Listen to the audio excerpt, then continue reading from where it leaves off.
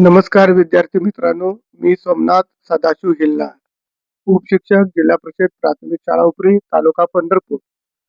आज मी आता 4थी मधील आपल्या सभोवतालचे जग या विषयातील माझा महाराष्ट्र या घटकामधील महाराष्ट्रातील वनांची माहिती आज आपण पाहणार आहोत. महाराष्ट्रामध्ये विविध प्रकारची वने आढळून येतात. यामध्ये पहिला प्रकार सदाहरित वने. ज्या परिसरामध्ये ज्या भागामध्ये 3000 मिलीमीटर पेक्षा जास्त पर्जन्यमान आहे अशा भागामध्ये सदाहरित वने आढळून येतात.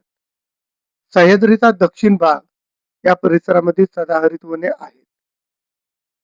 या वनाचं वैशिष्ट्य म्हणजे इथे अनेक प्रकारचे वृक्ष असल्याने ही वने वर्षभर हिरवी दिसतात.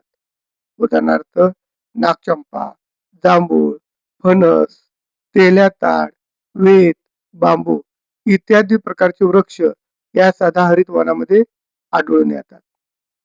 यानंतर वनांमधील दुसरा प्रकार निम सदाहरित वने. ही वने ज्या प्रदेशामध्ये ज्या भागामध्ये पर्जन्यमान 1000 ते 3000 मिलीमीटरच्या आसपास आहे तिथे ही वने आढळून येतात. सह्याद्रीच्या पूर्व व पश्चिमेकडील उताराचा भाग इथे निम सदाहरित वने दिसून येतात. या वनामध्ये वृक्षातील विविधता कमी असते. उदाहरणार्थ आंबा, फणस, ऐन, किंजळी, कदंब, शेवरी इत्यादी वृक्ष या निम सदाहरित वनामध्ये दिसून येतात. यानंतर वनाचा तिसरा जो प्रकार आहे पानझडी वने. ही वने ज्या परिसरामध्ये सरासरी वार्षिक पर्जन्यमान 600 ते 1000 मिलीमीटरच्या आसपास आहे या ठिकाणी पानझडी वने आढळून येतात दिसून येतात. हे आपल्याला कोकण, सह्याद्रीच्या पूर्वेकडील कमी पावसाचा प्रदेश, सातपुडा पर्वत, पठारावरील डोंगर रांगा, राज्याचा पूर्व भाग या भागामध्ये आढळून येतात. या वनाचं वैशिष्ट्य म्हणजे वनातील वृक्षांची पाने विशिष्ट ऋतूत गळून पडतात, त्यामुळे त्यांना पानझडी वने म्हणतात.